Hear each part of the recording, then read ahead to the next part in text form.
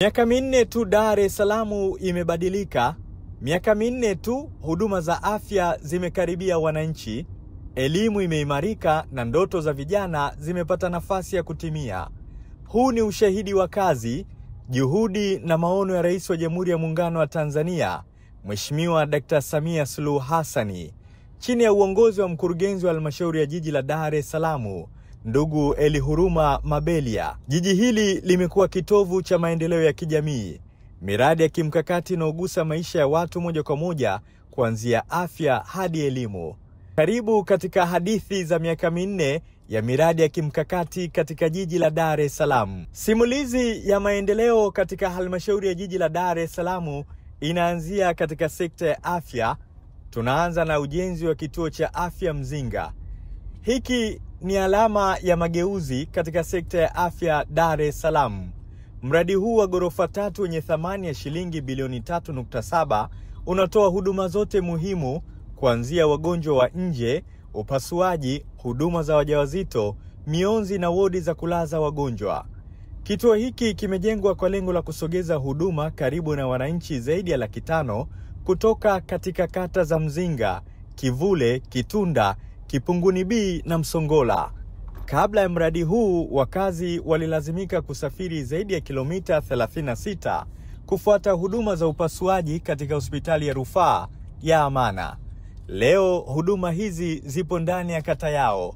Waseme nini tena zaidi ya shukrani? Wakati nilikuwa na mimba ya 3, nilishikwa na uchungu.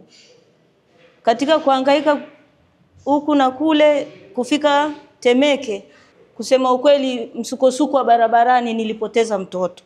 Sasa hivi nikitoka tu mlangoni ninaona kituo cha afya, afu kiangalia ni gorofa. Ndio maana sijasita kumchagua Mama Samia. Tunashukuru Mama Samia kwa kutukumbuka, kutuletea hospitali wana Magole. Naweza nikaendelea kuzaa, hamna tena kitu cha ajabu.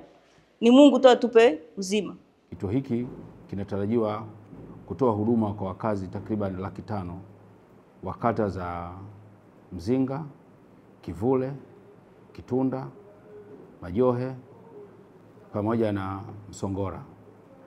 Kituo hiki kinatarajiwa pia kupunguza msongamano katika hospitali yetu ya rufaa ya mkoa, lakini usumbufu ambao ulikuwa unaopata wananchi kwa kusafiri takriban kilomita 36 kutoka Mzinga kufuata huduma katika hospitali yetu ya rufaa ya mkoa ya Amana. Kituo hiki pia kitatoa huduma za wagonjwa wa nje, uchunguzi wa maabara, x-ray, lakini pia tutafanya upasuaji na wodi za kulaza wagonjwa.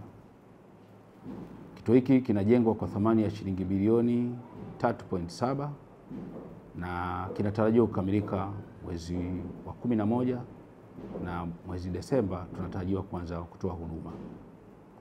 Vifaa kwa ajili ya huduma mbalimbali tumeshavipokea. Serikali imeshaleta vifaa vyenye thamani ya shilingi milioni 855 ambavyo viko tayari na watumishi kwa ajili ya kuanza huduma hiyo kitakapokamilika. Wakati kituo cha afya Mzinga kikipunguza umbali wa kupata huduma za afya, ni kusogeze katikati ya mji hapa katika kata ya Mchikichini. Katikati ya jiji, huduma bora za afya nazo zimeimarishwa kupitia kituo cha afya Mchikichini chenye gharama ya shilingi bilioni 6.7. Kituo hiki kinatarajiwa kuhudumia zaidi ya wakazi 325,000 kutoka kata 6 za Mchikichini, Kariakoo, Ilala, Jangwani na maeneo ya jirani kama Kigogo na Keko. Huu ni mfano halisi wa dhamira ya serikali kuhakikisha kila mwananchi anapata huduma bora za afya karibu, salama na kwa wakati. Kazi kwa Mchikichini zaidi ya miaka 75. Kwa hiyo ni mzee katika vijana wa zamani, mimi nimo. Ni matumaini yangu katika kipindi hichi cha awamu zote mimi nilikuwepo. Lakini awamu hii ya safari hii imeleta mageuzi makubwa, ambapo kutoka kituo chetu kwenye kata. Vinginevyo zamani wote lazima muelekee Amana, muelekee labda Mnazi Mmoja. Baada zaidi inawezekana mpate bahati kama ulikuwa mtu wa bima, ndio unapata huduma yako kwa vyombo vingine. Sasa leo chombo hiki kimenisogelea mwenzangu kwenye mji wangu, na mimi nikijua mama amewekeza hapa, na mimi nikiwa na matumaini nitakiwahi kabla sijafa na mimi nije nipate huduma hapa. Kwa hiyo bado namtakia kila laheri siku zile alizotamka, siku za 100 zile, akumbuke kama kuna watu wanazisikilizia, na mmoja nikiwa mimi. Umri wangu huu na natamka leo kwamba toka nikue nifikie hapa nilipo sijawahi kuona kituo cha ghorofa, lakini leo hii kituo cha ghorofa kiko kwenye kata ya Mchikichini ambayo mimi ndio ninayoishi. Kwa kweli nashukuru sana hilo. Halmashauri ya Jiji la Dar es Salaam kupitia sekta ya afya inatekeleza miradi ya kimkakati ya vituo vya afya viwili vya ghorofa. Vituo vinavyojengwa ni kituo cha afya Mchikichini kilichopo katika kata ya Mchikichini, ambacho kituo hiki kinajengwa kwa thamani ya shilingi bilioni 7.7. Kituo hiki kitakapokamilika kitahudumia wananchi wa kata 5 wa kata ya Mchikichini, Ilala, Jangwani, Gerezani, pamoja na vituo vya jirani vya kata ya Kigogo pamoja na Keko Temeke. Kituo hiki kitatarajiwa kutoa huduma kwa wananchi takribani 325,000 itakapokamilika, ambapo sasa hivi kiko katika hatua za mwisho za ukamilishaji. Kitaweza kupunguza idadi ya msongamano wa idadi ya watu wanaoenda kutibiwa katika hospitali yetu ya rufaa ya mkoa ya Amana. Huduma zitakazotolewa pale kutakuwa na huduma za wagonjwa wa nje, maabara, uchunguzi wa kutumia mionzi, yani kutakuwa na chumba cha x-ray, kutakuwa na wodi za kulaza, lakini pia kutakuwa na chumba cha upasuaji kwa wazazi watakaohitaji huduma za upasuaji, lakini pia na wodi za kulaza wakina mama wajawazito. Tunapenda kushukuru serikali ya Jamhuri ya Muungano wa Tanzania katika uboreshaji mkubwa unaofanyika katika sekta ya afya, hasa katika upande wa miundombinu ya majengo, vifaa tiba, lakini pia na watumishi. Tunakubaliana kuwa afya ni msingi, lakini baada ya afya kinachofuata ni maarifa, yani elimu. Elimu ndiyo nguzo ya maendeleo. Ndiyo maana katika miaka 4 ya uongozi wa Rais Samia, Halmashauri ya Jiji la Dar es Salaam chini ya mkurugenzi wake Elihuruma Mabelia imewekeza kwa nguvu kubwa kwenye miundombinu ya elimu. Ujenzi wa shule mpya na za kisasa umelenga mambo matatu makuu. Kwanza ni kusogeza shule karibu na makazi ya wanafunzi, pili kupunguza msongamano wa madarasa, tatu kupunguza muda na umbali wa safari za wanafunzi kila siku. Nikianza na shule ya sekondari Kitunda Relini. Mradi huu ni wa ghorofa 3 wenye madarasa 16, maabara 4, maktaba na ofisi 12, ukigharimu kiasi cha shilingi bilioni 4.1. Kabla ya shule hii kujengwa, wanafunzi walitembea kati ya kilomita 3 hadi 6 kufuata elimu katika shule za jirani kama Kitunda Sekondari na Makala Mengi. Sasa shule ipo ndani ya kata yao, umbali wa chini ya kilomita 2 kwa walio wengi. Ni uwekezaji ulioleta elimu karibu, kupunguza msongamano na kuongeza usawa wa fursa kwa watoto wote. Kwanza tumefurahi. Ndio. Kwa sababu wanafunzi wengi kwa mtaa walikuwa wanaenda mbali, Kitunda mwisho kule. Mungu wangu, ubakaji ulikuwa mwingi huko. Chimbo kule. Gerezange, kwa leo wanatoka mbali, wengine wanaishia vichakani tu. Wanamaliza shule huko zinaisha. Shule zinaisha. Lakini mama alivyotuletea shule hii tumeshukuru. Ndio. Kwanza tumepata fursa watoto wetu kusoma karibu na makazi. Mtoto anatoka tu nyumbani hapa anaingia shule, hamna gharama ya nauli nini. Na tetesi nilizoambiwa, hii ni miongoni mwa shule ya ghorofa, ikiwa moja hapa mtaani kwenu ndio yenyewe. Kuna ghorofa nyingine? Hakuna ghorofa nyingine. Hata ghorofa la mkazi wa kawaida silioni, naona ghorofa la Mama Samia ambaye amesema wakazi wa Kitunda hiyo mali yenu. Una neno gani kumwambia mwanamke mwezio ambaye amethubutu na akaweza, Samia Suluhu Hassan? Unamwambia nini? Sisi cha kwanza tunafurahi. Ndio. Pili tunampa mitano tena. Achilia mbali shule hiyo, lakini kuna shule nyingine iliyojengwa, shule ya sekondari Kipunguni, kwa gharama ya shilingi bilioni 2.1. Shule hii imejengwa kwa mtindo wa ghorofa ikiwa na madarasa 20 na vyoo vya kisasa. Mradi huu umesaidia wanafunzi waliokuwa wakisafiri zaidi ya kilomita 5 kupata shule karibu na makazi yao. Matokeo yake ni kupungua kwa msongamano na mazingira bora ya kujifunzia.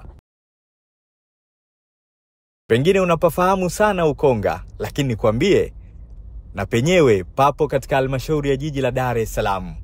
Wao wamejengewa shule ya mtindo wa ghorofa ambayo imegharimu shilingi bilioni 2. Shule hii itasaidia kupunguza msongamano wa wanafunzi katika shule jirani kama Juhudi, Ilala, Majani ya Chai na Ulongoni. Wanafunzi wengi sasa wanatembea umbali wa chini ya kilomita 2 wakifika shuleni kwa urahisi zaidi. Pindi ninasoma mimi miaka hiyo ya 80 na ninachokumbuka sana, elimu ilikuwa ni duni sana. Elimu kama elimu ilikuwa elimu ni duni sana. Tofauti na elimu ya sasa hivi iliyopo 2025 ambao wanafunzi wanajitahidi sana. Elimu yetu ilikuwa kutoka tunatembea kwenye misitu. Kuipata shule unaweza ukafika hata ndani ya masaa 3. Wewe sehemu ya kutoka saa 12 maana unaweza ukafika saa 2 kuitafuta elimu. Lakini sasa hivi elimu bure. Kipindicho elimu tulikuwa tunalipia. Lakini sasa hivi elimu ni bure. Kwa hiyo tunachoweka kipaumbele ni watoto wetu, wajukuu zetu ni kukazana kusoma. Elimu bure, majengo mazuri. Tofauti na sisi tulivyokuwa tunateseka hapo mwanzo. Haiwezi kufananisha na hii sasa hivi ninayosema sayansi na teknolojia. Shauri wale wenye watoto wenye uhitaji maalum waangalia maghorofa yote aliyoyajenga Mheshimiwa Rais, wasiwafiche watoto ndani. Yaani maghorofa yana lifti na zile lifti wameshasema lifti kwa ajili ya walemavu. Au wengine wote watapandisha kama kawaida. Kwa hiyo wasiwafiche watoto ndani. Hata wa majirani, ukiona kuna jirani yako ana mtoto mlemavu mahitaji maalum, mwambie mtoto mpeleke shule. Kuna shule ya sekondari Ukonga ina lifti, atapanda, usalama upo, vyoo vyake vipo. Wala asipate shida kusema kwamba kwa sababu ana shida choo hakuna. Choo kipo cha walemavu, kipo. Asiwe na wasiwasi juu ya elimu. Baada ya kutoka Ukonga, sasa jirani yake ni Bonyokwa. Na wenyewe si haba, wanao mradi wa shule ya sekondari Bonyokwa uliogharimu shilingi bilioni 2.7 ukiwa katika hatua za mwisho za ukamilishaji, ukijumuisha madarasa 20 na vyoo 45. Lengo ni kupunguza msongamano uliokithiri na kupunguza safari za wanafunzi zilizokuwa zikifikia kilomita 3 hadi 5 kwa siku. Haya ni machache katika elimu, hasa kwenye kata za pembezoni. Sasa tuingie katikati ya mji. Shule ya sekondari Mnazi Mmoja, mradi unaogharimu shilingi bilioni 1.8 ukijumuisha madarasa 20 na vyoo 45, upo hatua za mwisho za kukamilisha. Wenyewe utasaidia wanafunzi wa maeneo ya Ilala kusoma karibu bila kulazimika kusafiri umbali mrefu kila siku. Sijazisahau shule ya sekondari Minazi Mirefu ambayo na yenyewe ni maarufu kwa jina la kata husika. Shule hii imejengwa kwa mtindo wa ghorofa ikilenga kupunguza msongamano na muda wa safari kwa wanafunzi wanaotoka maeneo ya pembezoni mwa jiji kama Chanika na Pugu. Inagharimu shilingi bilioni 2.3.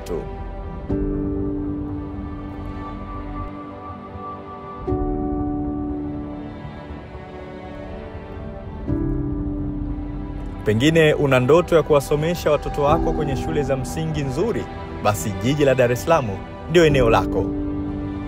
Ziko shule 2 ambazo zinapeperusha vyema bendera ya jiji la Dar es Salaam, ambazo shule hizi zimejengwa kwa ubunifu wa majengo ya ghorofa. Mojawapo ni Olympio, ikijengwa kwa gharama shilingi bilioni 1.46 na Diamond bilioni 1.35. Zote zina madarasa mapya, maktaba, ofisi na vyoo vya kutosha. Mradi wa shule huu sio tu umepunguza msongamano wa wanafunzi madarasani na kupunguza umbali wa kutembea, lakini umeboresha ubora wa mazingira ya kujifunzia na kuleta taswira mpya kwenye shule za msingi zilizopo katika halmashauri ya jiji la Dar es Salaam. Yumkini unadhani miradi hii ni majengo tu, lakini la hasha. Ni matumaini mapya katika sekta hizi 2 muhimu.